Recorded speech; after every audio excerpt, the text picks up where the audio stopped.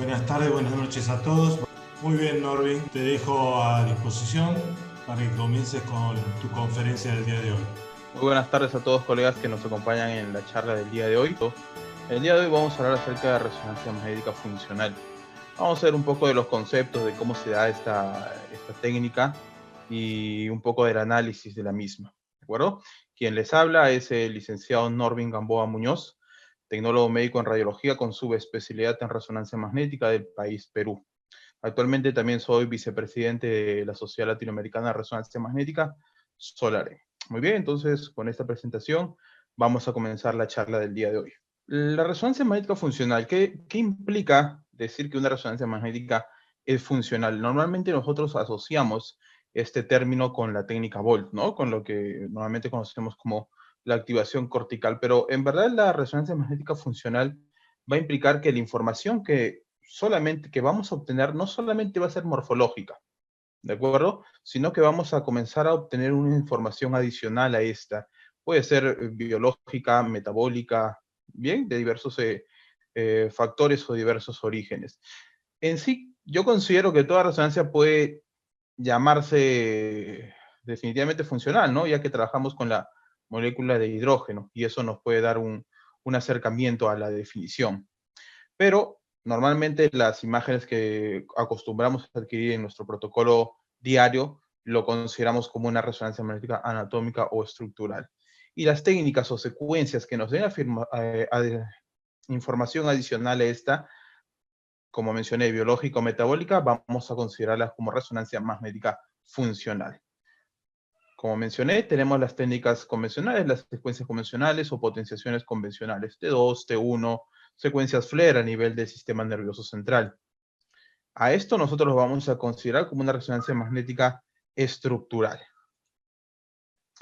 Y otro tipo de secuencias con la cual vamos a poder obtener información adicional, las vamos a llamar resonancia magnética funcional, dentro de las cuales tenemos clásicamente, por ejemplo, la difusión, la perfusión, la espectroscopía, siendo la espectroscopía una de las técnicas con la cual se inició incluso la resonancia magnética, con el estudio de los espectros, que nos da información metabólica.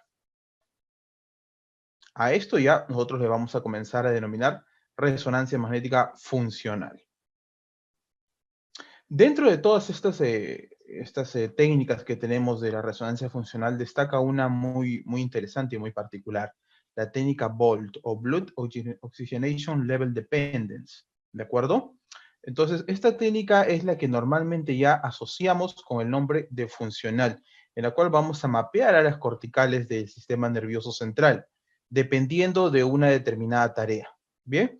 Vamos a partir del concepto que cuando nosotros realizamos un determinado ejercicio o una determinada acción, esta está controlada por una región de nuestra corteza cerebral, ¿de acuerdo? Sea una función motora, un estímulo sensitivo, ¿de acuerdo? O auditivo, dependiendo de lo cual nosotros vayamos a recibir. Y todo esto de acá se puede representar con una intensidad de señal. Nosotros vamos a detectar estas intensidades de señal con una determinada secuencia y va a poder ser representada en imágenes. ¿Cómo se va a representar en imágenes? Es lo que vamos a ver a continuación.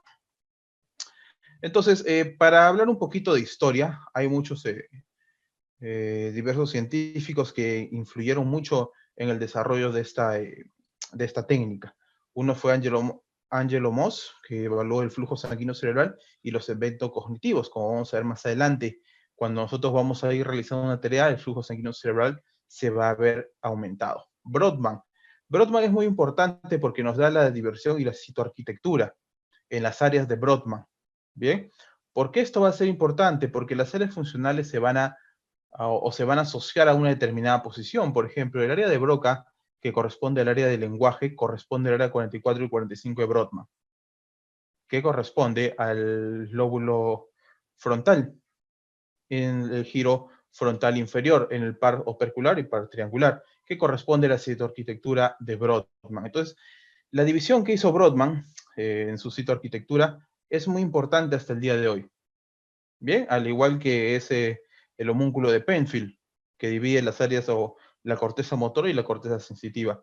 Todo esto es bastante importante y el tecnólogo médico, técnico, radiólogo que realice esta prueba las tiene que conocer muy bien, para así poder tener una ubicación anatómica bastante precisa. Roy y Sherrington, relación entre la actividad neuronal y cambios vasculares. Hay un aumento, como ya mencioné, del flujo sanguíneo cerebral, de la perfusión regional a un determinado nivel cuando nosotros realizamos una determinada acción. Linus Pauling, las propiedades magnéticas de la hemoglobina, que vamos a ver que es bastante importante. Entonces, la técnica Volt, por incidir un poco más en ella, es un método indirecto con el cual vamos a tener información de la actividad neuronal con una gran resolución temporal. ¿De acuerdo? Vamos a investigar actividades neuronales a través de los cambios del flujo sanguíneo que ocurra a nivel regional conforme nosotros vayamos realizando una determinada acción. Por ejemplo, en estos momentos yo les estoy hablando a ustedes, ustedes me están escuchando.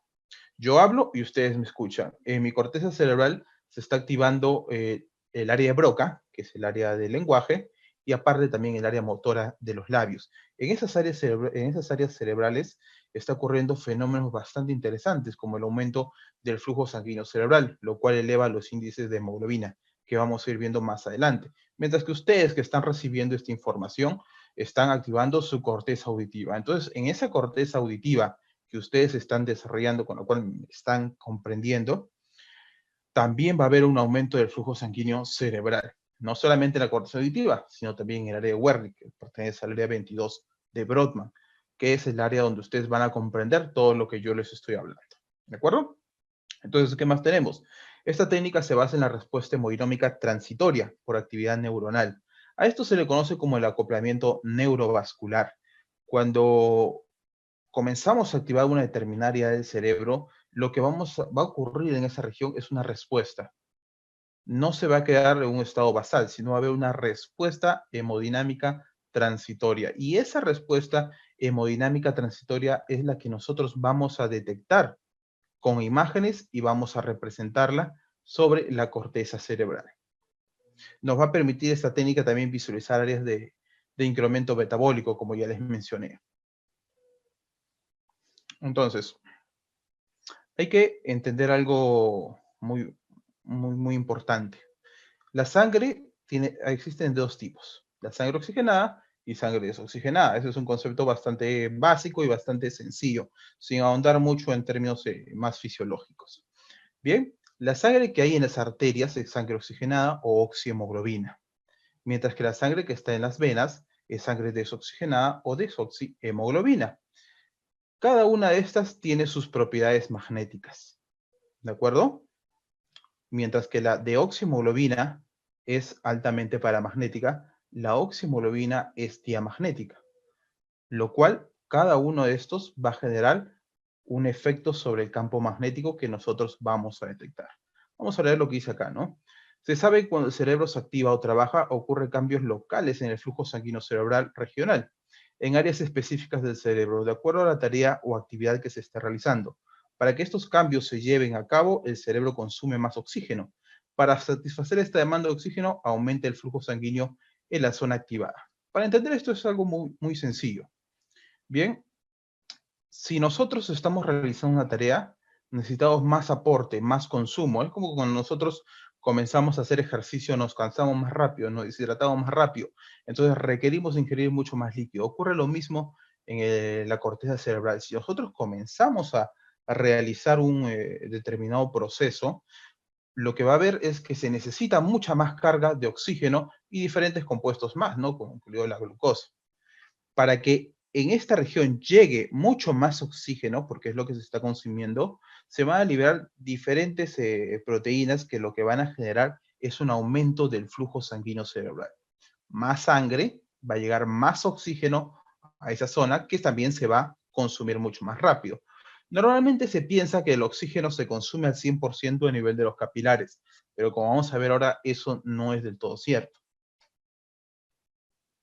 Bien, como ya les mencioné, algunas proteínas como el glutamato van a generar la entrada de calcio a nivel postsináptico, liberando vasodilatadores. Entonces, el flujo sanguíneo cerebral se va a aumentar por la vasodilatación. Ese es un proceso que se genera a nivel de la corteza cerebral. Hay vasodilatación, aumenta el flujo sanguíneo cerebral, vamos a tener mucha mayor cantidad de oxígeno para ser consumidos. Y recordemos que la oxihemoglobina o la sangre oxigenada es diamagnética. Eso es bastante importante. Entonces, el empleo de energía y el aumento de flujo son procesos que se producen en paralelo, pero no hay una causal de relación de la misma. ¿Bien? Tenemos que recordar que la sangre o el intercambio de oxígeno se da a nivel de los capilares. Entonces, aquí tenemos un cuadro bastante interesante, ¿no? Como ven, en el reposo, la sangre arterial está oxigenada al 100%. Esto es en reposo. Se consume un 80% a nivel de los capilares. ¿Bien? El oxígeno se consume al 80% a nivel de los capilares. Esto en reposo.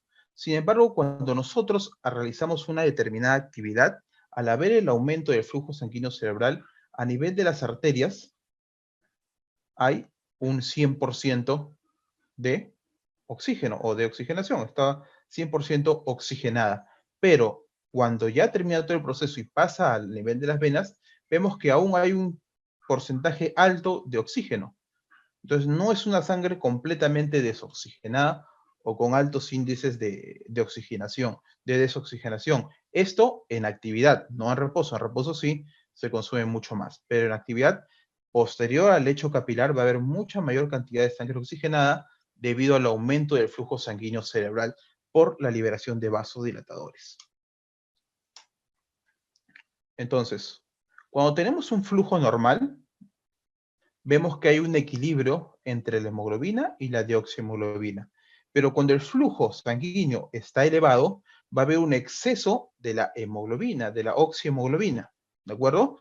Entonces, ese equilibrio que normalmente había se va a perder, habiendo un aumento de la oxihemoglobina. Eso quiere decir que cuando hay mayor cantidad de flujo, que es lo que ocurre cuando nosotros realizamos una determinada actividad en la corteza cerebral, vamos a tener en ese nivel o en esa región, territorio de la corteza cerebral, un incremento de la oxihemoglobina.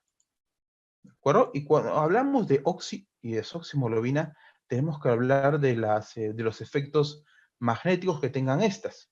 Mientras que la desoxihemoglobina es paramagnética y genera cambios fuertes en el T2 estrella y genera un desfase rápido, lo que termina generando es una pérdida de intensidad de señal por los efectos paramagnéticos, ¿no? Por la susceptibilidad magnética.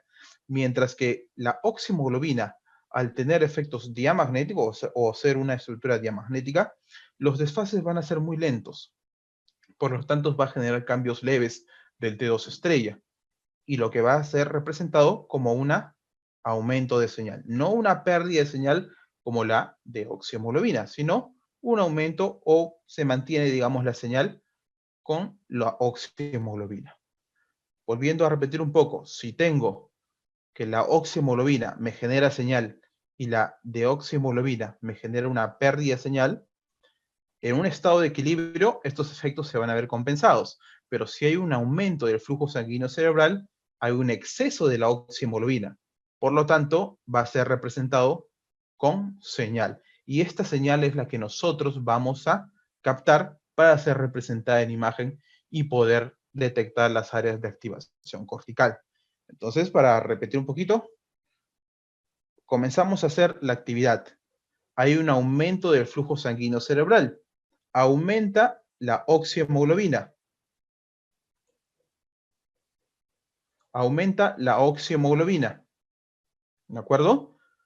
Y vamos a tener un aumento o incremento de la señal. Mientras que en un estado de reposo, quien predomina un poco más, aparte de estar en equilibrio, puede ser la deoxihemoglobina y no vamos a poder detectar señal.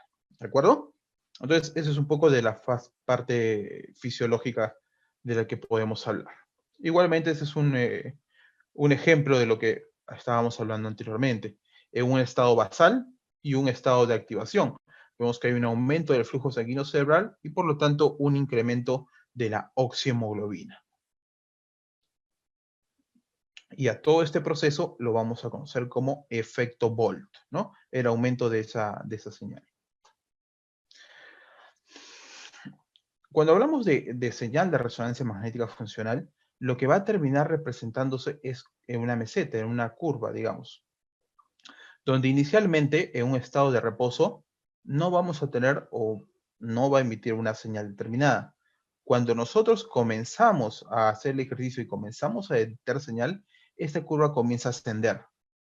Se mantiene por un periodo de tiempo o una meseta, y una vez que cesa toda la actividad, vamos a tener un decaimiento de la señal. Y luego vuelve a su estado basal. A este esquema se le conoce como respuesta hemodinámica. Bien, esta es la respuesta hemodinámica que se va a dar con respecto a la señal de resonancia magnética funcional. Bien, nuevamente empezamos con un estado basal.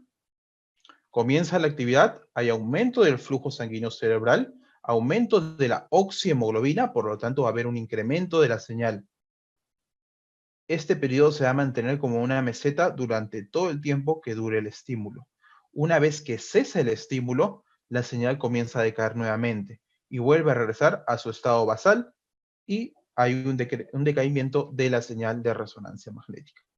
A esto se le conoce como, nuevamente, vuelvo a mencionar, respuesta hemodinámica. Todo esto en el tiempo, ¿no?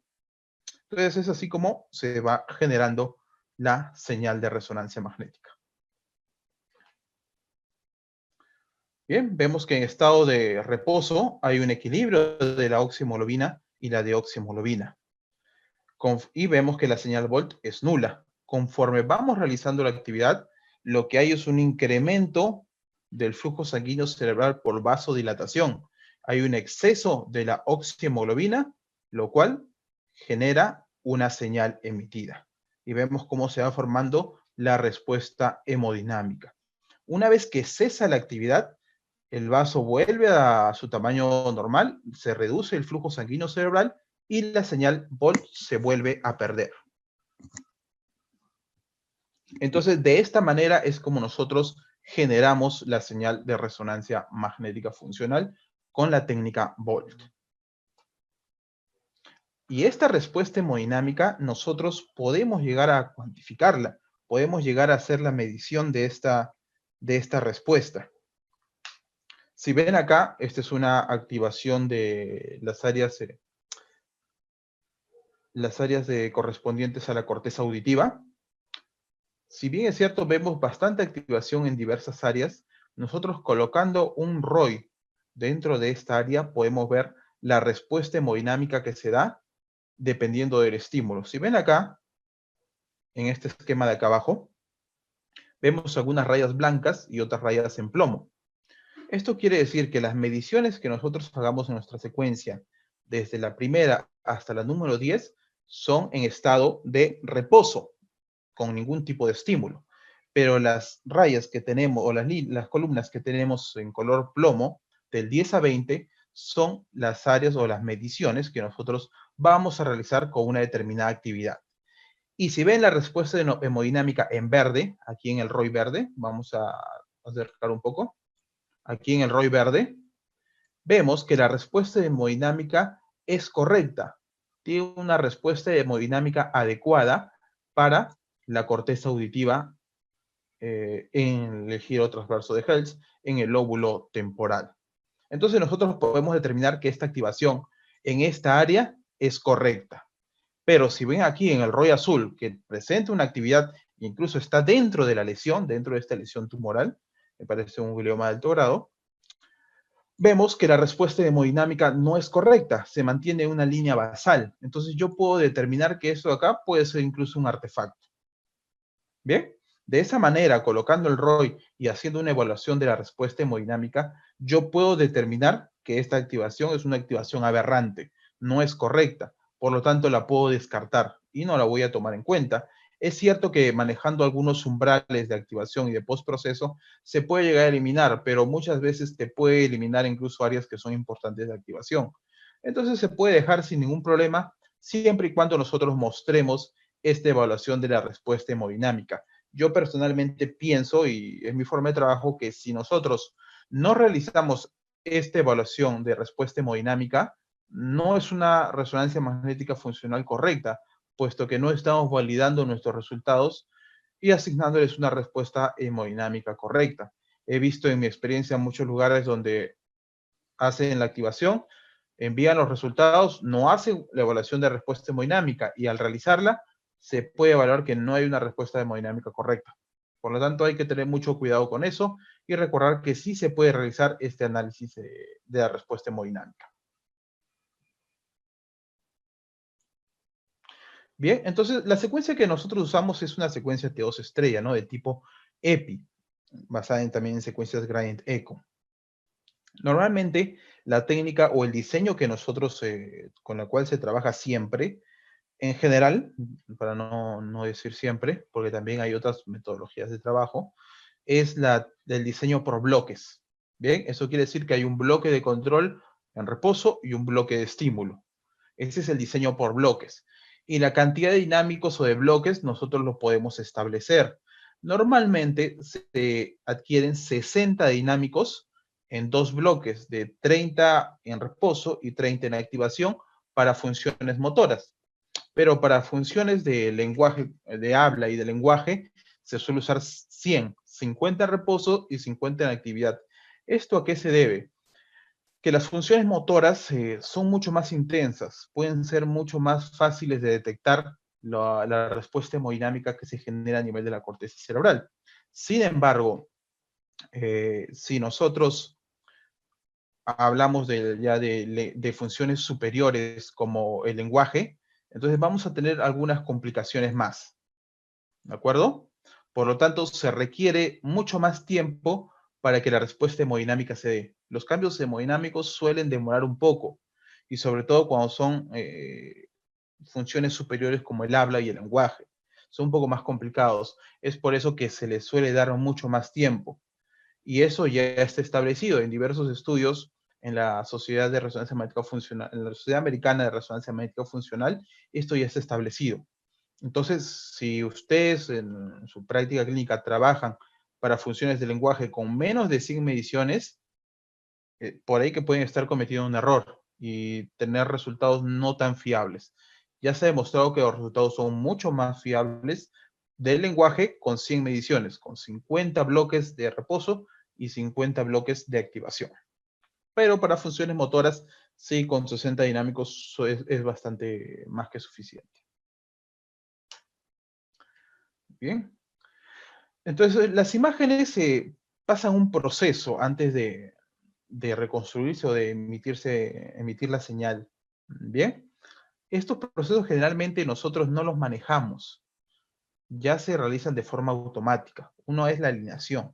Estas imágenes suelen tener mucho la corrección del movimiento. Es por eso que en algunas marcas comerciales van a ver la terminología MOCO, M-O-C-O, que es Motion Correction, que es la corrección del movimiento. Bien, vamos a tener también un proceso de normalización, en la cual las imágenes van a pasar por digamos que se van a moldear en base a un ejemplo o un patrón de referencia.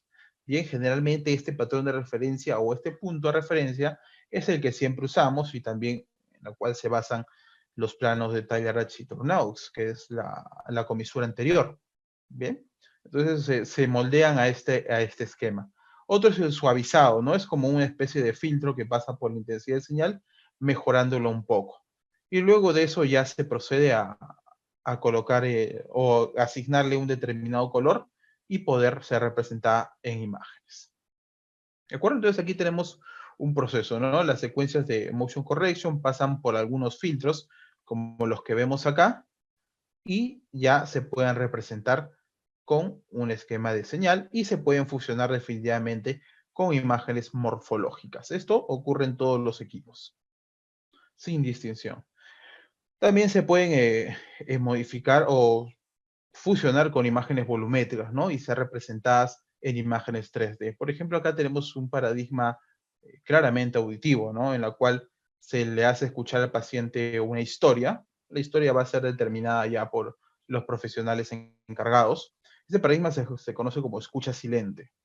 ¿De acuerdo? Como ya les mencioné, se le comienza a contar una determinada historia para que el paciente pueda escuchar y comprenderla y activar las áreas de la corteza auditiva y el área de Wernicke. Existen algunos otros software también que son bastante interesantes que no pertenecen a una determinada casa comercial, sino son independientes a estas. Existen diversos. Uno es el Nordic BrainX, ¿de acuerdo? Yo personalmente no manejo mucho estos, o trabajo con el software que me da el propio equipo, o puedo trabajar con un software que es el SPM, que está a base del MATLAB, que también nos da información bastante precisa y sobre todo nos permite cuantificar la activación que nosotros tengamos. Nos permite cuantificar la cantidad de píxeles y nos permite también poder obtener un índice de activación, que es muy importante a la hora de cuantificar. Este es el software que les mencionaba. Son software bastante complejos, la verdad. Yo actualmente solo recomendaría si es que te quieres dedicar a la investigación. Si quieres dedicar a la investigación, estos softwares son muy buenos porque, como mencioné, te permite cuantificar. Si lo único que vamos a hacer es hacer estudios para práctica clínica, con el software que te da el equipo basta y sobra, nada más. Pero si ya lo que quieres es ir a un punto más avanzado de investigación, sí recomiendo usar estos software. Yo los he manejado, la verdad es que son bastante complejos de manejar, así que tienen que tener bastante cuidado y bastante seriedad a la hora de usarlos. Muy bien, ahora, nosotros cuando realicemos una resonancia magnética funcional, como tecnólogos médicos o técnicos, ¿qué debemos observar? Primero detectar la lesión, ¿no? ¿Qué lesión tiene? Identificar dónde se encuentra la lesión, si es epilepsia, si es una epilepsia estructural, hay aumento o lesión de los hipocampos, o si es una lesión tumoral. Identificar en qué región anatómica se encuentra. Luego de eso, tenemos que ver las áreas de activación. Si hay un reclutamiento perilesional, en algunos casos vemos que hay activación muy cerca a la lesión. A eso se le conoce como reclutamiento perilesional. El reclutamiento contralateral. Muchas veces cuando nosotros tenemos una lesión muy cercana a una determinada área, por ejemplo, la área de Broca normalmente, generalmente en la gran mayoría de la gente podemos encontrarla en el giro frontal inferior en el hemisferio cerebral izquierdo. Sin embargo, si nosotros tenemos una lesión muy cercana a esta, que puede estar lesionándola, puede haber un reclutamiento contralateral y ser compensada por el área contralateral.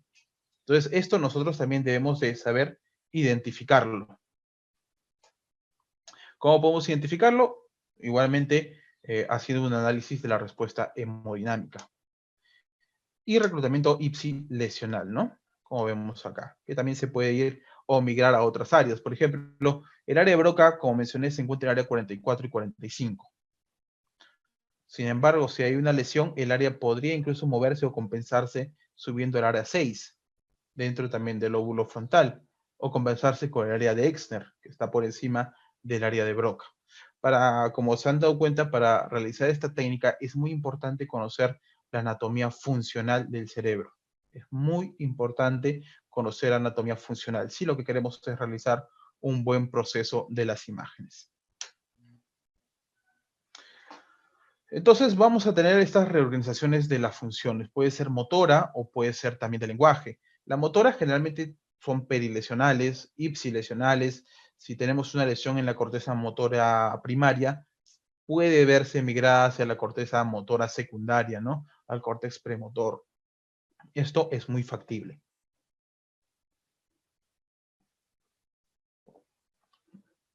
¿De acuerdo? O también puede ser hacer un contrapeso con el área motora contralateral.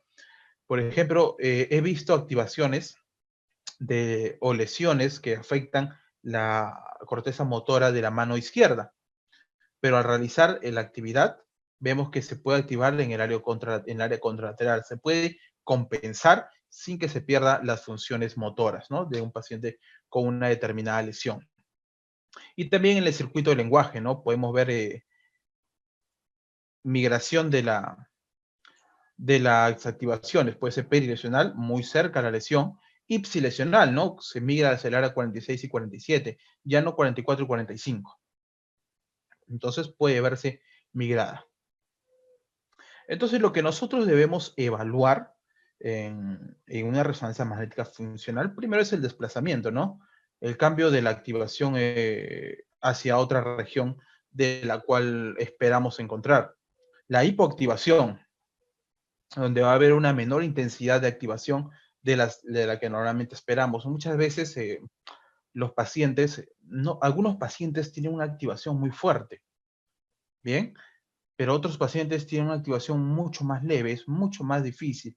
Y esto va a ir en relación o a una hipoactivación, que puede ser por una patología, o a que nuestro diseño del paradigma esté mal hecho, que eso también influye. Es muy importante que nosotros se evalúe previamente al paciente para aplicarle un paradigma adecuado. Por ejemplo, y con eso no quiero que se malinterprete mis palabras, si nosotros tenemos a un paciente que no carece de una educación muy elevada o es de una educación muy baja, nosotros no podemos aplicarle el mismo paradigma que para un paciente con una educación superior.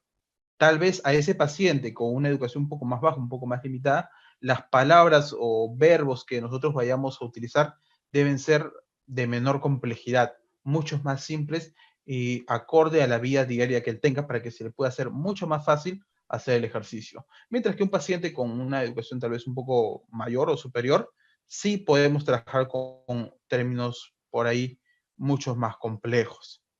Entonces debemos tener todo eso en cuenta. Y como ya mencioné, la reorganización funcional, ¿no? Donde se puede reorganizar las estructuras activadas. Es una parte bastante importante de la resonancia magnética funcional por técnica Boll.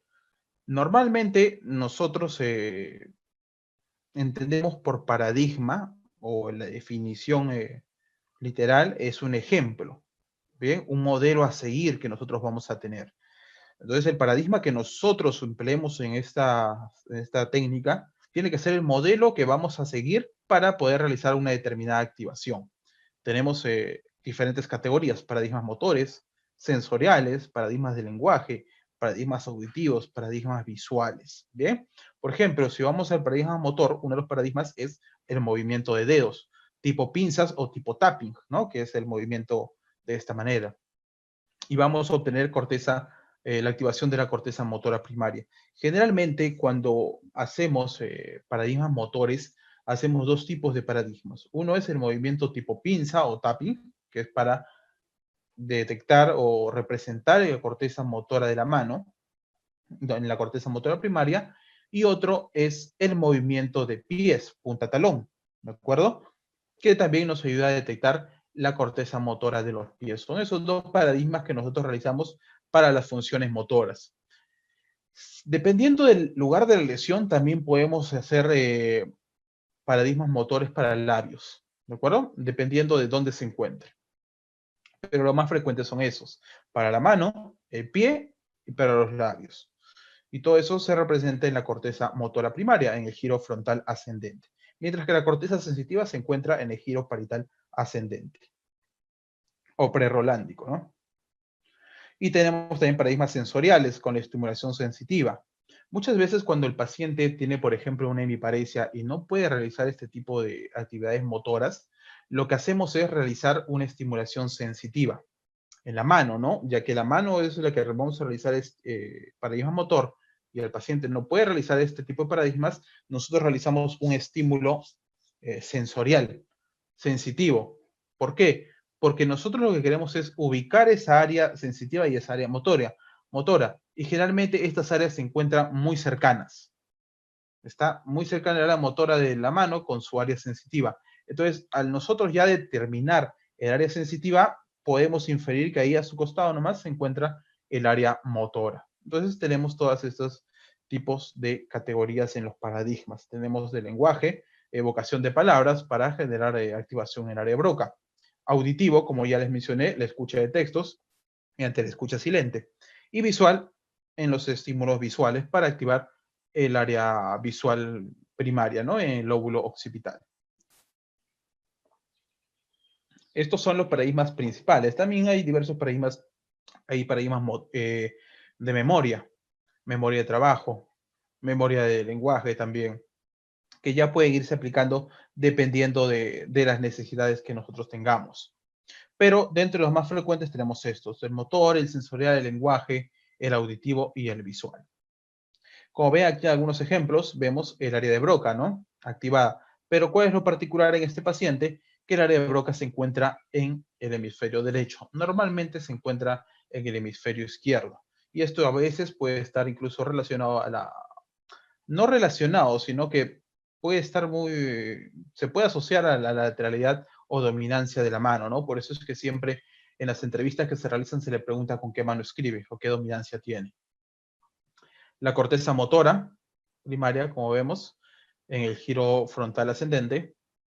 A veces las activaciones motoras pueden activar también hasta el lóbulo parietal. ¿Por qué? Porque muchas veces cuando se realiza este proceso o este de acá, también se activa a su vez el área sensitiva, ¿no? Por el mismo roce que ocurre. Y la corteza auditiva a nivel del lóbulo temporal y de giro transverso de Hertz. Como mencioné, ¿no? La corteza auditiva y por detrás de ella, en esta región, en el giro angular, se encuentra el área de Wernicke. Corteza motora también. Corteza visual en el lóbulo occipital. El área de Broca, como les había mencionado. Entonces, el proceso para adquirir este tipo de imágenes va a depender mucho de cada lugar de trabajo y cómo lo estén trabajando y cómo lo estén realizando. En el lugar donde yo realizo este tipo de pruebas, somos 3 los profesionales que nos involucramos en esta prueba. Primero es el neuroradiólogo, que es el encargado primero de la evaluación del caso que vamos a realizar, la elección del paradigma y el informe. El neuroradiólogo es el que va a determinar si esta prueba va a proceder o no va a proceder. Lamentablemente esta prueba requiere de algunos requisitos. Primero, que el paciente te colabore. Si el paciente no te colabora para la prueba, no se va a realizar, se va a descartar definitivamente.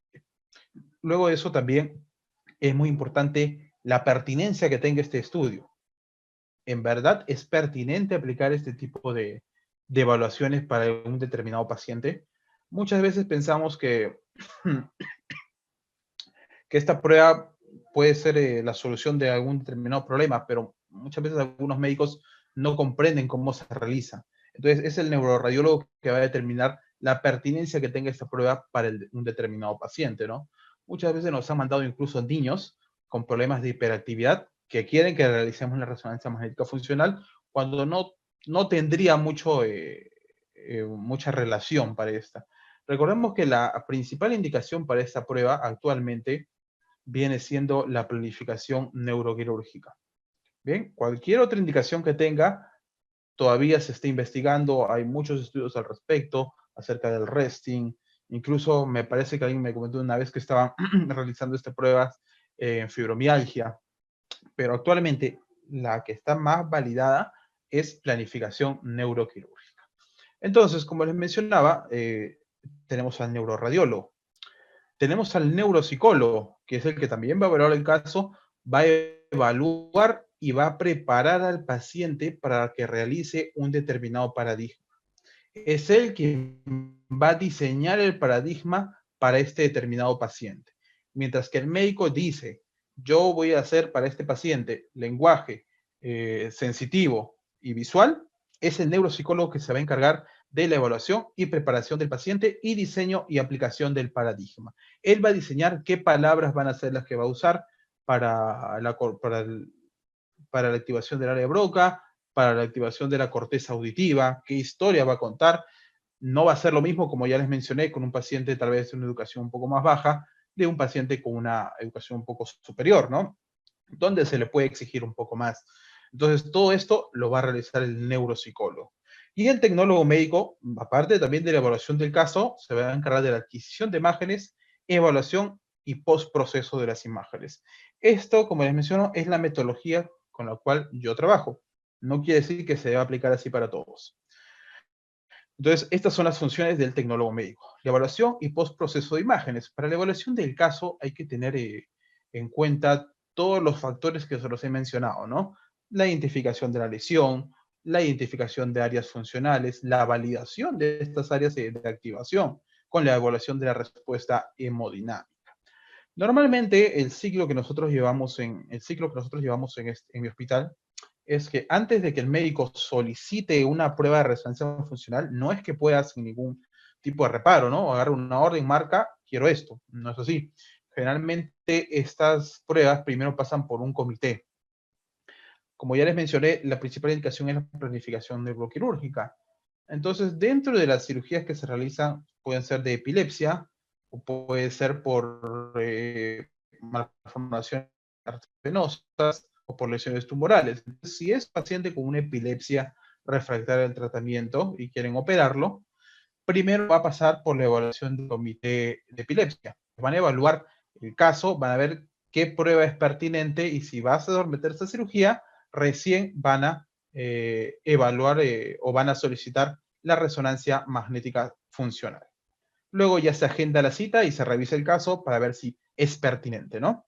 Luego ya recién se evalúa al paciente y se le entrena para que realice el proceso o el determinado paradigma, ¿no? Luego se realiza la prueba, se realiza el postproceso y análisis de las imágenes y bueno, se realiza el informe. Y ya con esta prueba y con este resultado pasa a su planificación de la cirugía.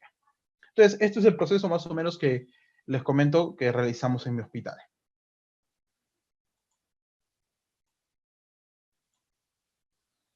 Bien, aquí tenemos un paciente bastante interesante, ¿no? Este paciente se realizó estudios motores, ¿de acuerdo?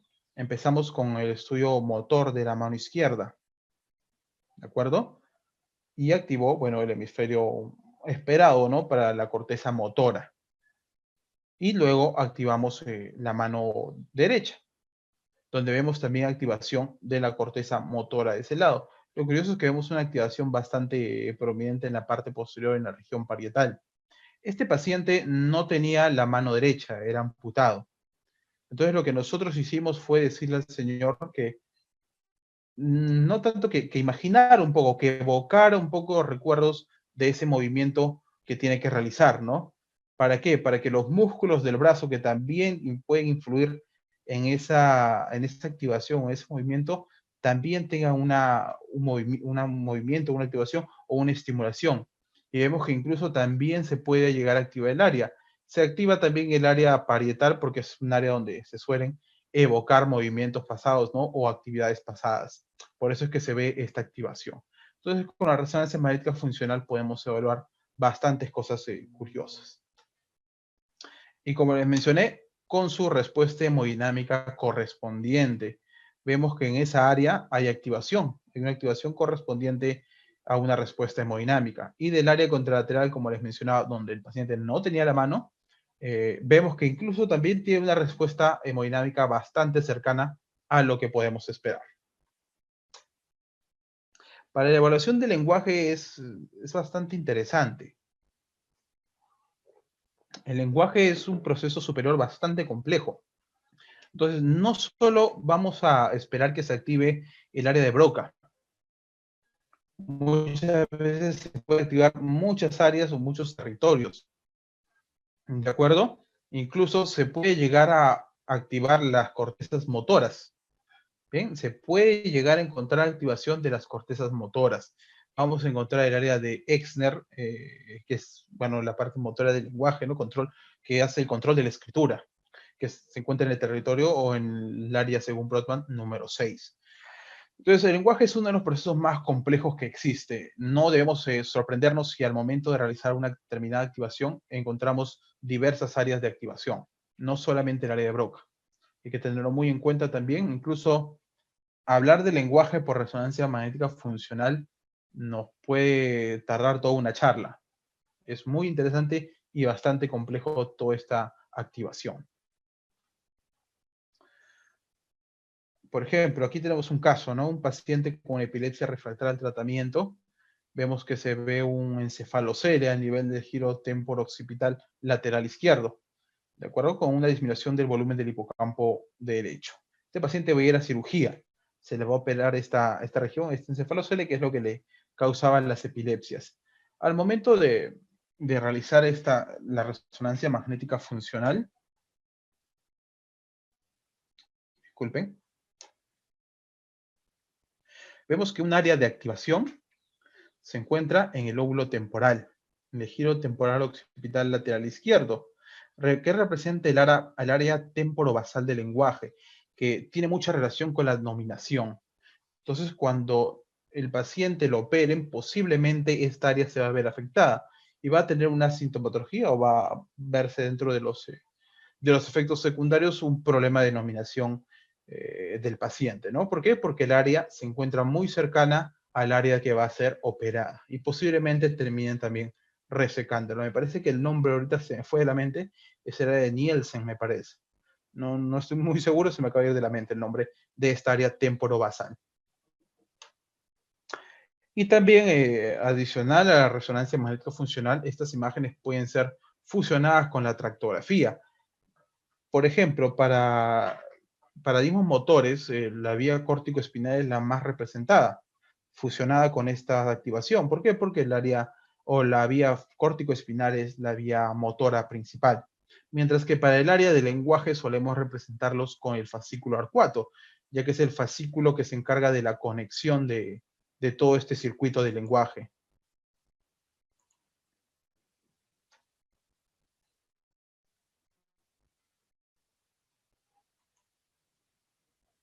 Muy bien, un momento. Muy bien, aquí podemos ver un video de cómo se realiza el proceso de las imágenes, ¿no? Normalmente cargamos primero las imágenes volumétricas.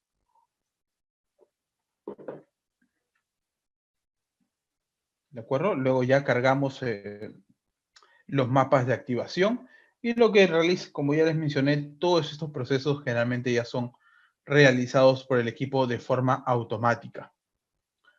Si ven aquí dos colores diferentes es porque nosotros podemos asignarle un color determinado a cada lado de activación, por ejemplo, de la mano, ¿no? Mientras que hacemos un paradigma para activar la mano derecha, hacemos el mismo paradigma para la mano izquierda, pero se le puede asignar colores diferentes, ¿no? Para poder determinar a qué lado pertenece ciertas activaciones. Como mencionaba, algunas activaciones pueden migrar hacia un lado contralateral. Entonces, al asignarle este determinado color, nosotros podemos únicamente detectar la activación de un determinado lado. Y de esa manera podemos distinguir entre diferentes hemisferios, ¿no? Diferentes lateralidades de activación. Es bastante interesante esta forma de trabajo. Como ya mencioné, podemos obtener, dependiendo de la marca de equipo con la cual estén trabajando, ¿no? Diferentes series de imágenes. Las imágenes con corrección de movimiento, los t-test, los mapas de campo, ¿no? Para poder realizar este tipo de evaluación. Normalmente las imágenes que comenzamos a visualizar son de este tipo, sin tener un color determinado. Recién ya en el post-proceso y dependiendo del equipo, como les menciono, de la marca, podemos mejorar estas imágenes y se puede obtener las imágenes clásicas de activación. ¿De acuerdo? Y bueno, estos son los métodos de trabajo que podemos tener. Bien, entonces ya para llegar un poco al fin de esta charla, debemos de saber que la resonancia magnética funcional actualmente ya tiene sus aplicaciones bastante definidas. Como les mencioné, una es la planificación prequirúrgica. Y para comentarles, ¿no? Anteriormente, una de la técnica gold estándar para detectar la lateralización del lenguaje de un determinado hemisferio a otro era el test de WADA. Se le conocía así, test de WADA, en el cual te anestesiaban una mitad del hemisferio cerebral y podían detectar en cuál se encontraba el lenguaje. Realizando también paradigmas, ¿no? De hablar, paradigmas motores. Pero ya con la resonancia magnética funcional es una técnica mucho menos invasiva que este tipo de pruebas y nos proporciona una mejor localización espacial, incluso sobre otras técnicas como el electroencefalograma y el magnetoencefalograma. Bien, es una técnica mucho menos invasiva que estas, o incluso el test de WADA. No tiene exposición a sustancias tóxicas, ¿no? Como el test de WADA, que creo que era el aminobarbital, el que te inyectaba. Cada vez vemos que hay más resonadores en el mundo, más resonadores a disposición, si cada uno analiza cuántos resonadores tienen en su país y lo analizan con los datos de hace 10 años, cada vez esto va en aumento, ¿no? Y definitivamente, al aumentar la cantidad de resonadores, puede aumentar la disponibilidad de esta técnica, dependiendo también del centro especializado en el cual se encuentre. Por ejemplo, hace 10 años en Perú, creo que solo un centro realizaba este tipo de pruebas. Actualmente, yo al menos ya conozco 5 o 6 centros. Ahí tiene una alta resolución espacial y temporal, ¿de acuerdo? Es una muy buena técnica para eso. Permite la demostración de red de áreas cerebrales enteras y actividades específicas, ¿no? Y su principal indicación, como ya les mencioné, es el objetivo prequirúrgico. Tiene una gran sensibilidad y especificidad para determinar la lateralización del lenguaje, sobre todo cuando lo fusionamos o lo trabajamos con otras técnicas, como técnicas neuropsicológicas, como el test de la escucha dicótica, para determinar la lateralidad del lenguaje. Si trabajamos todo esto en conjunto, el grado de sensibilidad y especificidad de la prueba puede verse aumentado. Y como mencioné, mucho menos invasiva que otras técnicas. Definitivamente esto no es todo de la resonancia magnética funcional, solamente es, digamos, una introducción a la parte física, a la parte fisiológica, de cómo se genera la señal, de qué son los paradigmas. La resonancia magnética funcional actualmente tiene también muchas cosas que sí están en investigación, como es el resting, que ya tiene varios años, pero que aún se sigue estudiando, ¿bien? Para evaluar las redes neuronales por defecto. Son técnicas de investigación bastante buenas, bastante interesantes.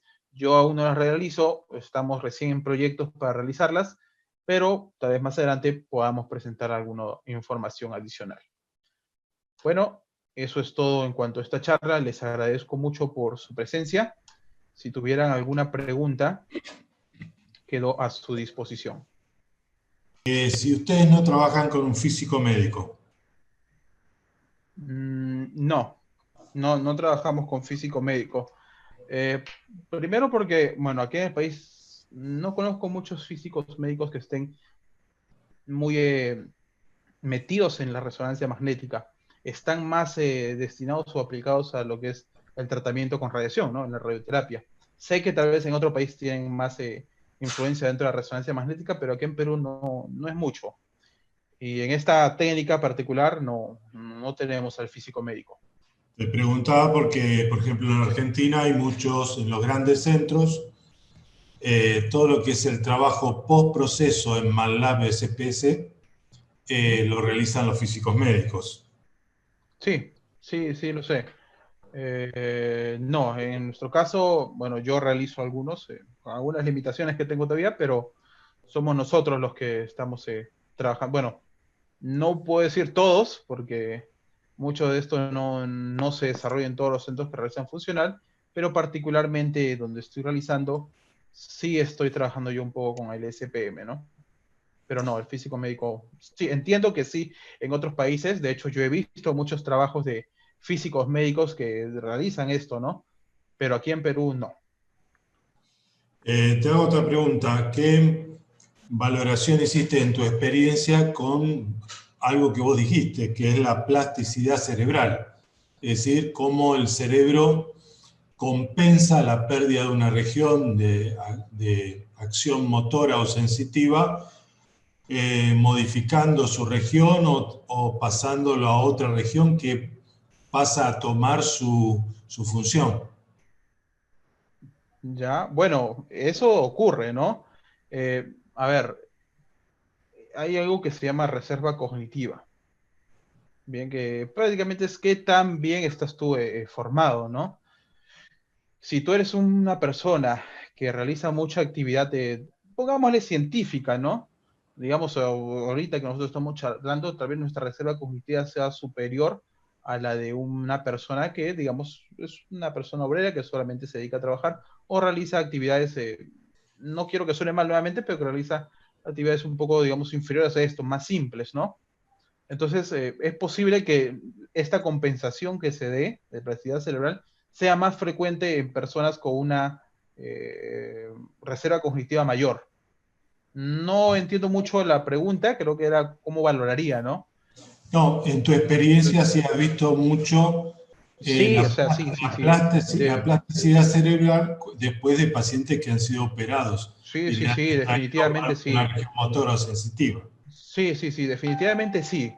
Eso se ve, es muy frecuente en pacientes posoperados, pacientes con alguna lesión. Como les menciono, es mucho más frecuente, según he podido leer un poco y conversar con el neuropsicólogo, el neuroradiólogo, mucho más frecuente en un paciente con una reserva cognitiva superior, ¿no? Ok. Y cuando vos hablas de pacientes operados, ¿qué, se pueden hacer todos los pacientes operados? ¿Eso no trae ningún inconveniente a nivel de deterioro de calidad de imagen o algún tipo de artefacto por la misma cirugía? Depende qué tipo de cirugía he tenido, ¿no? Si, por ejemplo, digamos, un clip de aneurisma. Sí. Hay clips de aneurisma que no te generan ningún tipo de artefacto, pero he visto algunos que te generan un montón de artefactos. Entonces, depende mucho de qué cirugía ha sido, de qué material se le haya puesto, ¿no? Me pasa mucho que a veces cuando comienzan a hacer la parte, bueno, de la craneotomía, muchas veces o no usan un buen craneóstomo o a veces usan la sierra de hueso, puede quedar algunos residuos de metales, Lima, ¿no? claro, de Entonces Lima. nos podría generar un poco de artefacto, pero a veces puede ser despreciable.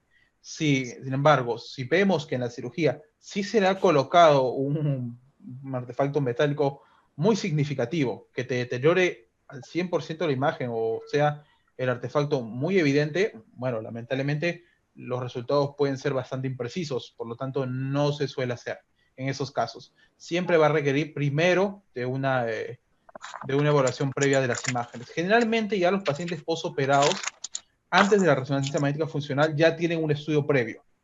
Tienen un estudio previo morfológico, entonces nosotros evaluamos primero estas imágenes y determinamos, bueno, este paciente sí puede pasar, pero si el artefacto es muy grande, no lo hacemos, ¿no? Hay que evaluar la pertinencia del estudio.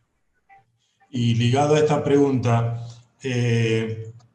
¿cuáles serían los pacientes que uno descartaría? Más allá de lo que hablaste de cirugía, ¿hay otros parámetros que se tienen en cuenta para descartar un paciente para no realizar un estudio de activación cortical? Sí, bueno, primero, las contraindicaciones de siempre la resonancia magnética. Segundo, el más importante, si el paciente no te colabora, no procede. Por eso es muy importante la evaluación previa a la prueba. Viene el neuropsicólogo, evalúa qué tiene el paciente, ¿no? Hay muchos pacientes que vienen incluso por demencia. Claro. Tienen una demencia asociada, ¿no? Una demencia por ahí frontoparietal, una enfermedad de PIC, o tiene inicio de una demencia tipo Alzheimer. Entonces, ese tipo de pacientes, vemos que no nos están colaborando ni siquiera la preparación, bueno, se descarta su prueba, ¿no? Bien. Y decime, ¿ustedes en el centro donde vos trabajas tienen dispositivos especiales para hacer ciertos paradigmas o solo las clásicas pruebas que se utilizan motoras y sensitivas? Estos artefactos que mencionas son muy útiles. Es cierto, son bastante útiles, pero lamentablemente son muy caros. Entonces yo, la verdad, no conozco un centro que tenga todo un sistema implementado. O sea, correcto como son, que son las pantallas compatibles con el resonador, que te da estímulos visuales, los lentes adecuados, los artefactos para hacer paradigmas motores. Yo no conozco, me parece que solo hay uno en toda Latinoamérica, no lo sé la verdad. Generalmente lo que hacemos es acomodarnos a la situación. Por ejemplo, para paradigmas motores, nosotros colocamos un ecran, una estructura de, de madera, y hacemos una proyección con un proyector, ¿no? Con un proyector multimedia a través de la ventana del resonador. Para otro tipo de paradigmas, la verdad es que no contamos con implementos al 100% como los que se manejan en grandes centros de investigación. Solo una vez trabajé con los lentes, los artefactos para paradigmas visuales, pero al final terminó deteriorándose, se malogró y ya no se volvió a comprar porque, como menciono, son artefactos muy caros. Incluso una vez llegamos en el hospital, queríamos presupuestar todo esto y creo que solamente la pantalla para visualizar y los lentes te salían $300.000, me parece. Entonces, es algo, materiales que no muchos lugares se puedan dar el lujo de tener. Y creo que, tal vez me equivoque, pero creo que en Latinoamérica solo un centro lo tiene. No estoy completamente seguro. Leandro nos pregunta, o te pregunta, mejor dicho, a vos, desde Argentina, dice que esta técnica sirve mucho en niños para evaluar el trastorno del lenguaje, aquellos que vienen con un tratamiento fonoaudiológico de larga data. ¿Has hecho niños vos? Sí, sí he hecho niños. Te puedo decir que es muy complicado. Primero, los niños son un poco difíciles, al menos en mi experiencia, muy pocos se han quedado quietos. Yo habré hecho, en toda mi experiencia que llevo haciendo resonancia funcional, tengo ya unos 6 años haciendo resonancia funcional, solamente habré hecho 5 niños, por problemas incluso de comportamiento, tal por ahí que no eran muy pertinentes, ¿no? Pero es muy complicado. Con niños trabajar para este tipo de pruebas puede llegar a ser un poco complicado, ¿no? Dependiendo también mucho de la edad. Si tú tienes un niño menor, más pequeño, un poco más complicado. Lo que sí he realizado, es resonancia bajo sedación muy leve. Se le suele sedar un poco al niño, eso lo probamos una sola vez. Se sedó muy poco al niño y lo único que hicimos fue paradigmas de estimulación. Por ejemplo, el auditivo. Como la sedación era muy leve, podía escuchar todavía un poco el niño y se le comenzó a hacer el paradigma de escucha silente. Otro paradigma fue el de estimulación, ¿no? Sensitiva, para Sí. poder determinar ese tipo de áreas. Es cierto, para problemas de fonoaudiológicos también se usa, pero la verdad es que yo no he tenido mucha experiencia con esos niños. No. Pregunta David, ¿cuánto debe salir hoy la licencia y lo necesario para hacer activación cortical en un resonador? Wow, es una pregunta bastante relativa. Va a depender mucho, incluso si vas a comprar todo el equipo, o sea, de cero el resonador. Después, si tú compras el equipo, No, el equipo ya lo tiene. el equipo ya lo tiene, quiere comprarlo. No, te Claro, va a salir quiere mucho más saber, caro. por ejemplo, si necesitas licencia, si necesitas algún instrumental, si necesitas una workstation especial. Sí, bueno, no te puedo decir un precio exacto, pero sí te puedo decir que te va a salir demasiado caro. Y si tu centro no es especializado en este tipo de pruebas, no te va a salir a cuenta. Entonces, yo eso siempre es lo que trato de también de enseñar un poco. No nos emocionemos tanto por tener una licencia. Tenemos para comprar o hacer un gasto como de este tipo que, como te digo, te puede salir más de $200.000 si quieres todo. Lo más barato creo que la secuencia te puede costar 15.000, 20.000, no te puedo asegurar el precio, pero tú tienes que hacer un estudio previo. ¿Cuántos pacientes vas a tener? En mi hospital lo tenemos porque, como les mencioné, nosotros tenemos un comité de epilepsia, un comité de vascular, un comité de lesiones expansivas tumorales. Entonces, nosotros sabíamos que esto nos iba a nutrir de las pruebas, porque había una demanda. Pero si tú en tu centro no vas a tener esa demanda, no es necesario que la compres. Vas a gastar en algo que no lo vas a usar. Entonces, hay que analizar mucho ese tema. Comprar una licencia, no solo en resonancia magnética funcional, en cualquier otra prueba requiere de mucho estudio. No solamente emocionarnos por una licencia, si yo la compro. Si vas a tener la cantidad de estudios necesarios, ¿qué te digo? Yo actualmente me hago unos 6 al mes, hasta más, podría decir. Si vas a tener uno al mes, no te va a salir a cuenta. Entonces tienen que tener mucho cuidado por ese tema. Un precio exacto no te podría decir, pero sí te puedo decir que es bastante caro. Miguel te pregunta cómo se llama la secuencia Vol en Philips. Philips, Vol. wow, Volt, ¿sí?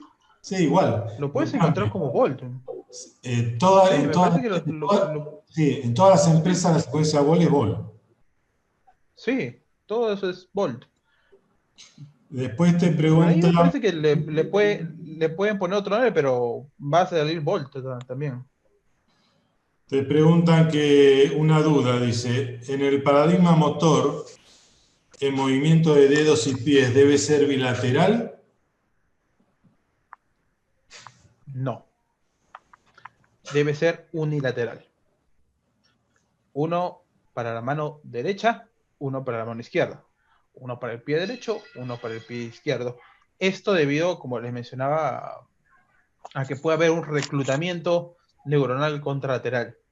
Entonces, si yo activo o hago un movimiento tipo pinza de la mano derecha, yo espero encontrar activación del hemisferio izquierdo, pero pueda que por algún motivo pueda encontrar en el lado contralateral, por ahí tal vez alguna lesión. Entonces, si yo hago bilateral, voy a tener toda la activación de ambos hemisferios. Entonces, no voy a poder analizarlo de forma correcta. Esto se debe hacer de forma unilateral. Te hacen otra pregunta, que es si para aquellos pacientes que toman medicación para epilepsia, esto puede afectar la técnica. Mira, yo atiendo muchos con epilepsia y no suspendemos la medicación. Generalmente esos pacientes, si suspenden medicación, pueden llegar a tener su ataque, ¿no? Ahora, también hay que tener en cuenta que los pacientes que yo he llegado a atender de epilepsia, generalmente todos estos pacientes son refractarios al tratamiento. Esto quiere decir que ya no están respondiendo a ningún esquema de tratamiento. Entonces, la medicación, la verdad es que no nos ha influido mucho en este tipo de pruebas. Emilio pregunta si vos tenés una workstation de 5 vías o dónde haces el postproceso. Yo he trabajado con dos marcas, con la de Siemens. No he trabajado con 5 vías, he trabajado con el Neuro 3D, que me parece que es el software anterior, actualmente ya tiene el 5 vía. Y he trabajado con el iViewBolt de Philips, ¿no? Ana, ¿podés abrir el micrófono para hacer la pregunta? Hola, buenas noches. Buenas noches. Hablo desde Argentina. Primeramente quería agradecerles por la charla, estuvo muy interesante. Y bueno, le quería pasar a comentar algo que me llamó la atención de la presencia de artefacto en un tumor, en una imagen que mostró anteriormente. Más allá de el scan, que por ejemplo está en el caso de un aneurisma, que es entendible, que dé una señal, sí me gustaría saber el motivo por el cual se visualiza artefacto en un tumor. De acuerdo. Eso va en relación al aumento del flujo sanguíneo cerebral. Recordemos que cuando nosotros tenemos una lesión tumoral, hay una neoangiogénesis, hay un aumento de los vasos en esa región. A haber aumento de los vasos, también va a haber un aumento del flujo sanguíneo cerebral. Por eso que cuando nosotros hacemos nuestra perfusión en lesiones tumorales, vamos a ver la perfusión incrementada. Entonces, al haber ese aumento de perfusión, nos puede generar este tipo de artefactos. Otra cosa que se me olvidó mencionarles también, esta prueba no debe realizarse posterior al contraste. Hemos visto también que se puede aparecer una mayor cantidad de este artefacto. Entonces, la respuesta a este artefacto es, bueno, por el aumento, por la neoangiogénesis y el aumento del flujo sanguíneo cerebral regional por el tumor, ¿no? Por eso es que es muy importante hacer esta evaluación de la respuesta hemodinámica, ¿no? ¿Alguna pregunta? ¿Alguien está levantando la mano en Zoom? ¿Patricia? Hola, ¿qué tal? Buenas noches. ¿Cómo estás, Norvin? Te hago una Buenas consulta en noches. cuanto a la secuencia, ¿no? No recuerdo ahora bien cómo habías dicho específicamente. Vos dijiste que la secuencia motora es menos sensible, ¿sí?, que la sensitiva. Entonces, yo te pregunto lo siguiente. Dentro de una secuencia que creo que nosotros la tenemos en 5 minutos 10 o 4 minutos 10, no recuerdo. Nosotros el trabajo que hacemos es en estímulo, por ejemplo, 40 segundos, después reposo 40 segundos, así. Pero no alcanza, que creo que vos dijiste son 30, el bloque sería como de 30 o de 50. Ok, ¿Me explico lo que te quiero preguntar? a ver, no, lo que me comentaste no es correcto. Lo que ocurre es que para paradigmas motores, como la Sí, activación es mucho más fuerte, mucho más intensa, no se requiere tantas mediciones. Con 60 mediciones, 30 bloques en reposo, 30 bloques en actividad, se ha demostrado que es más que suficiente, porque es motor. Los movimientos son mucho más intensos y mucho más fuertes. No dije que es menos sensible la parte sensitiva, sino que para funciones superiores como de lenguaje se requiere mucho mayor tiempo. ¿Bien? Claro, más estimulación, digamos. Más estimulación, porque muchas veces, por el propio paciente, a veces estos pueden demorar un poco. La respuesta hemodinámica superior puede demorarse un poco. Entonces, le vamos a dar mucho más tiempo y mucha mayor estimulación a funciones superiores como el lenguaje. ¿De acuerdo? Ok, y dentro de este tiempo de la secuencia, ¿no? Tanto para sensitivo o para motora, ¿vos cómo fraccionás lo que es la parte en reposo y en estímulo? ¿En cuánto tiempo cada una? Para cada una de las actividades, tanto motora como sensitiva. ¿Cuánto tiempo? Mira, no te puedo dar ahorita una cifra o un tiempo exacto, ¿no? Yo te puedo decir que también mi secuencia para funciones motoras demora entre los 3 minutos a 4. Para funciones de lenguaje está en 5 minutos, poco más tal vez, por la cantidad de mediciones que tenga. Recuerda que esta secuencia es una secuencia EPI bastante rápida y el tiempo lo va a determinar la cantidad de mediciones que nosotros tengamos. Por eso que para paradigmas de lenguaje, como tengo 100 mediciones, divididas en 10 bloques de 10, me demora un poco más. ¿De acuerdo? ¿Cuánto tiempo exacto por cada medición? La verdad es que ahorita el dato se me pasa. No lo tengo ahorita a la mano, podría ir a mi equipo y revisarlo, pero te doy un tiempo aproximado. Para funciones motoras con 60 mediciones, 30 bloques en reposo, 30 bloques de 10 mediciones en reposo y 30 bloques de 10 mediciones en activación, son unos 3 minutos y algo. Para funciones del lenguaje con 100 mediciones, dura más de 5 minutos. Claro, en la consulta esta entonces yo te hago, discúlpame que sea tan redundante, pero... No, sigue, no te preocupes. O sea, yo le digo al paciente, por ejemplo, que empiece palabras con la letra A y ¿durante cuánto lo estimulo eso? Aproximadamente. Ya, perfecto. El esquema de bloques te dice que la secuencia tiene mediciones, ¿no? Eso sabemos, 100 o 60 mediciones. 10 mediciones deben ser en reposo. Y 10 mediciones tienen que ser realizadas en activación. Entonces, sí. al paciente tú no le vas a decir, durante este tiempo tienes que hacerlo. Tú le tienes que indicar al paciente cuándo comenzar y cuándo terminar. Sí. ¿De acuerdo? Y esa medición, ese inicio y ese final va a estar determinado por el esquema que te mencioné, que lo mostré anteriormente, ¿no? Que era una secuencia de 10. Mira, si quiero voy a volver a compartirlo. Vamos a analizarlo. Lo tenemos. En la cual se divide la secuencia, ¿no? No, lo que yo entiendo que Patricia lo que quiere saber es el bloque tanto de activación como el de no activación, que duran, por ejemplo, 10 segundos cada uno. Vos decís, bueno, son 60 tomas, 30 y 30, o 100, claro. 50 y 50.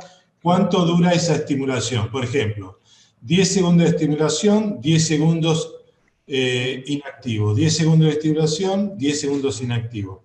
Entonces, lo que ya quiere saber, en tu experiencia, ustedes, ¿cuánto dura ese periodo de estimulación? Perfecto. Sí, mira, como te digo, el tiempo de estimulación no lo he calculado exactamente, pero te puede dar el aproximado de todo. Para funciones motoras, que es hasta aquí, hasta 60, dura entre 3 minutos a 4. Para funciones superiores de lenguaje, que son 100 mediciones, dura más de 5 minutos. Entonces, aquí los equipos te lo muestran. Te muestran cuántas de estas mediciones van pasando. En el caso, por ejemplo, de esta plataforma de Philips, te va mostrando cómo va avanzando la activación. Cuando llega acá a la novena medición y va a llegar al 10, yo ya le digo al paciente que comience con la activación. Cuando llega ya acá a 20, le digo alto, que se detenga. Claro. Nosotros, por ejemplo... Claro, dime. Sí, trabajo con un General, un Optima 450, y la ventana no tengo esos parámetros. Entonces, en el tiempo completo de la secuencia, nosotros lo que hacemos, de acuerdo al paradigma, es, ya te digo, por ahí 30 segundos activo, 30 no, y lo manejamos de esa manera, en una secuencia que creo que dura 5 o 10, y tanto usamos lo mismo como para motor, o sea, es la misma secuencia, ¿no? Para motor que para sensitivo. Y capaz, digo, Claro. pensaba esto, que disminuyendo los tiempos y teniendo más estímulos, yo voy a lograr una mejor activación. Eso por un lado, y también pienso que cambiando el paradigma entre paciente o paciente, de acuerdo a las exigencias, como vos decís, por ahí en pacientes que tienen un poco más de, por ahí de nivel cultural o algo, capaz que tengo como que lo hago pensar más, entonces tengo más activación. Nada, son cosas que se me van ocurriendo ahora, porque trabajamos como algo bastante estándar, digamos. Y solamente Claro. después viene el neurólogo y bueno, él en la workstation hace el análisis. Pero nosotros Ujú. durante la adquisición de la secuencia lo que vemos es que sí, o sea, el indicador que nos va dando es como que está respondiendo, bueno, igualmente vemos al paciente, ¿no? En el caso Ujú. ponerle motor, con el movimiento y demás. Claro, pero Pero no tienen un lugar donde te marque cuántas mediciones van pasando, dónde debes empezar y dónde debes finalizar la no, activación. no, no, lo hacemos con el cronómetro. No, no. Ah, mira, yo no he manejado la plataforma de General, pero yo creo que sí debería tener un indicador donde te diga, bueno, tu bloque está empezando acá y tu bloque termina acá. O por lo menos que te diga, esta es la primera medición, la segunda, la tercera, la cuarta, la quinta, la décima, la 20, ¿no? Entonces, eso te puede, si están haciendo de esa manera, 30 segundos, pueda que estén obteniendo resultados no tan buenos. Claro, Entonces, claro, porque pasa que, yo sí te recomendaría que, bueno, acudas directamente a General Electric y soliciten, no sé, tal vez por ahí la visita a alguien de aplicaciones, ¿no? ajá, No, yo no he hecho funcional en General. Yo he hecho en Philips y en Siemens. Y los dos me dan esta información. Me dan dónde inicio, dónde termino.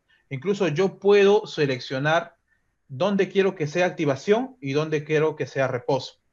Y me lo claro, marca el equipo.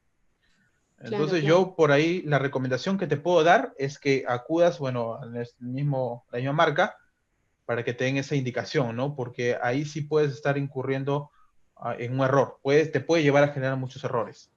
Claro. Bueno, muchas gracias, muy interesante. Gracias. No, Eh, gracias a ti, gracias a ti. Le hacemos una aclaración a Patricia, que Eduardo Campuzano, también un colega nuestro que pertenece a Solarén, nos dice que el tiempo de actividad depende del tiempo de repetición y la cantidad de mediciones. Por Claro. ejemplo, si un tiempo de repetición es de 2000 milisegundos y hay 20 mediciones, eso te da un tiempo activo de 40 segundos.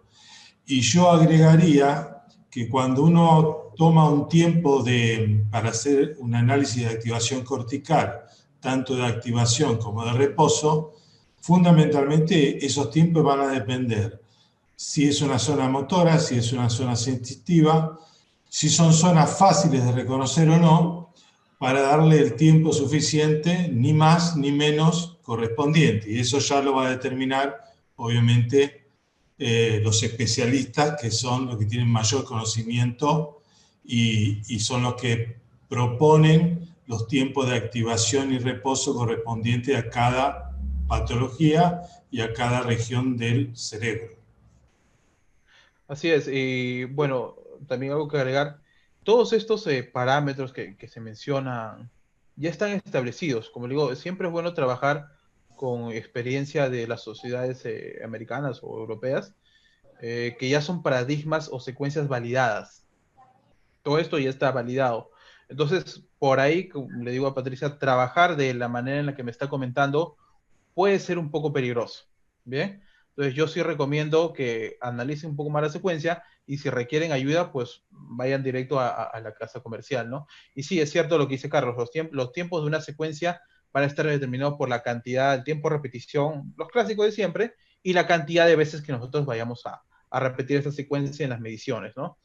Paradigmas motores, como mencioné, que tienen menos mediciones, son mucho más cortos. Paradigmas de lenguaje o funciones superiores, que son 100, duran más. Ahora, son 100, ¿por qué? Porque ya estos 100 han sido probados. No es porque tampoco me lo diga Sims o me lo diga Philips o me lo diga General. Los 100 ya han sido validados por sociedades o por estudios previos, ¿de acuerdo? Entonces ya han sido validados y creo yo que deberían de ser trabajados de esta manera, sin alterar tanto, ¿no? Te hace una pregunta a Eduardo Campuzano. Norvin, te pregunta si vos tenés multislide en Ball. No tengo multislide. Me agradaría, pero no. Nunca, no estás poniendo plata en nada, Norvin. Sí, pero no, lamentablemente no tengo. Quisiera, pero no tengo multislides. Incluso en la plataforma Siemens, dile a Eduardo, si me está escuchando, sí. Yo hice funcional con un A30 de software, un Symfony, o sea, un Symfony que había sido hecho upgrade de un Vision, así que no creo que por ahí pueda tener multislides, ¿no? Pero no, me encantaría, pero no he probado multislides. Muy bien. ¿Alguna pregunta más? Bueno, te mandan, mientras piensan, te digo que te mandan saludos, Norvin, por tu excelente charla de muchos lugares, por ejemplo, de Venezuela, de Argentina, de distintas provincias de Argentina, saludos a todos. De Guatemala, te mandan saludos de República Dominicana, de Baleares, de Colombia, de Chile. Y bueno, las felicitaciones que todos te están enviando. Muchas gracias a todos. Daríamos por terminada la conferencia. Gracias, Norvin. Excelente. Realmente un lujo tenerte otra vez. Y como vicepresidente de Solarén te felicito por tu puesto, te lo mereces. Sos un gran representante de la especialidad. Muchas gracias, Carlos. Muchas gracias a todos los que nos han acompañado. Bueno, acá no podemos tampoco extendernos mucho. Si tienen alguna otra consulta, me pueden buscar a través de redes sociales, de Solarén. No se olviden suscribirse a nuestro canal de YouTube, que vamos a seguir compartiendo mucho más contenido. ¿De acuerdo? Les agradezco a todos por su presencia acá.